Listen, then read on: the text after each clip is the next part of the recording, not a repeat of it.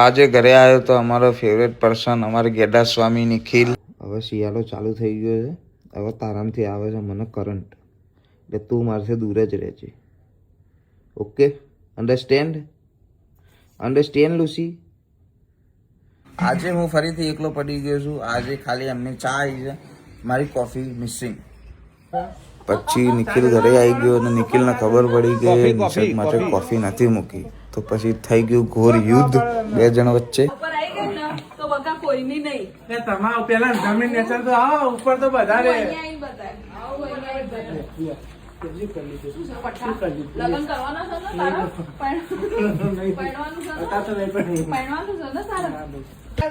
અંતે યુદ્ધનું પરિણામ નિખિલને હાર માનવી પડી અને હું કોફી વગરનો જ રહ્યો. ગુરુમાં તારો બોલાવો આવી ગયો ભાઈ.